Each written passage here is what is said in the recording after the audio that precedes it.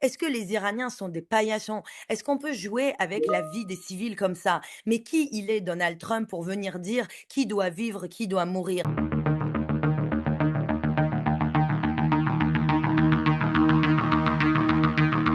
Écoutez, moi, je crois que l'Europe, et la France plus singulièrement, doivent avoir une position extrêmement claire qui est d'exiger la fin immédiate de la guerre, de ne prendre parti pour aucun des belligérants, ni Khamenei, ni Netanyahou. Cette guerre, elle est illégale, c'est une agression du territoire iranien par Netanyahou, qui est un criminel de guerre et contre l'humanité.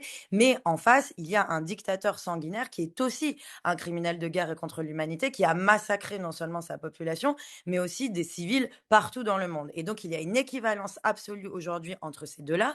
Et nous, ce qu'on attend, militants des droits humains, qui avons confiance dans le droit international, c'est que les dirigeants européens s'opposent à Khamenei avec la même force, s'opposent à Netanyahou et disent à Donald Trump que non, on ne peut pas résoudre les conflits par la guerre parce que ce sont nos proches qui aujourd'hui subissent les frappes et ça, c'est inadmissible. Voilà ce qu'on attend de la part des Européens.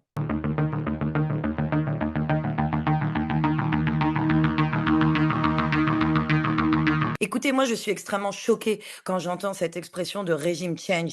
Le peuple iranien, il n'a pas besoin qu'on lui fasse la leçon sur comment il doit lutter pour la démocratie. En réalité, ça fait 45 ans que les Iraniens, ils rejettent la dictature sanguinaire, la théocratie misogyne et à la fois religieuse des mollahs. Ils n'ont pas besoin des discours condescendants des Européens et des Occidentaux qui les ont abandonnés pendant le mouvement Femmes, Vie, Liberté. Qu'est-ce qu'ils attendaient, les Iraniens? Ils attendaient un vrai soutien allié. Ils attendaient pas des bombes sur eux. Ils attendaient qu'on place les gardiens de la révolution sur la liste des entités terroristes. Qui a refusé ça? La Commission européenne, en expliquant qu'il y avait des obstacles juridiques. Quand les femmes iraniennes, elles allaient dans la rue pour dire femme, vie, liberté, c'était une révolution pacifique. C'était pas de dire bombardez-nous. Qu'est-ce qu'ils ont fait, les Européens, pour aider? Et aujourd'hui, ces mêmes Occidentaux sont en train de dire que les bombes, c'est pour le bien des Iraniens. Les Iraniens qui, là, on déplore déjà 700 morts civiles. Mais quelle est la différence entre le visage des jeunes qui ont été pendus par le régime de Khamenei et ceux qui tombent sous les bombes? Moi, je refuse de considérer que les gens doivent mourir en martyrs.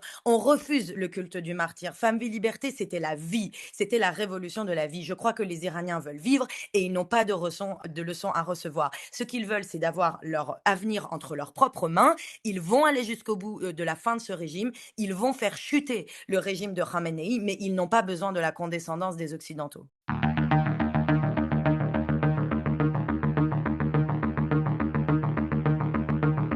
Qu'ils viennent en Iran. Ceux qui, depuis l'exil, disent que les Iraniens doivent verser le sang et doivent mourir, eh bien, ils n'ont qu'à aller en Iran et donner leur propre sang. Moi, jamais je ne dirais que la mort vaut mieux que la vie. Au contraire, ceux qui vivent sont ceux qui luttent. Et il n'est pas possible de dire qu'aujourd'hui, il y aurait un sacrifice qui devrait être nos proches. Nos proches doivent vivre, ils ont besoin d'un soutien franc des Occidentaux, mais ce soutien, ce n'est pas la mort des nôtres. Donc, encore une fois, on rejette très clairement le régime de Khamenei et les Iraniens, j'ai confiance en eux, ils vont poursuivre notre lutte. D'ailleurs, ils sont solidaires aujourd'hui entre eux et on voit que cette solidarité, c'est ça qui va mener à bout du régime. Et encore une fois, on ne résoudra rien par la violence et par les bombes. C'est absolument faux de dire ça.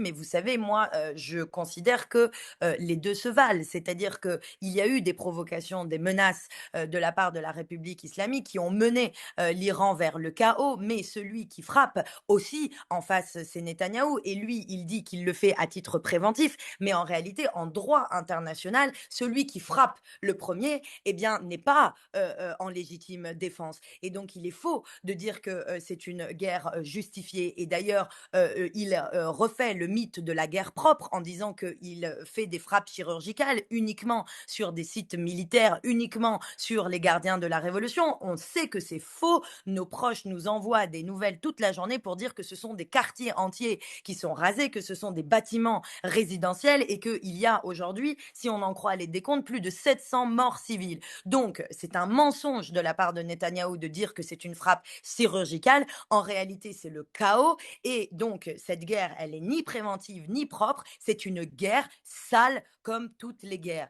Et en droit, elle n'est pas justifiée et moralement, elle n'est pas justifiée.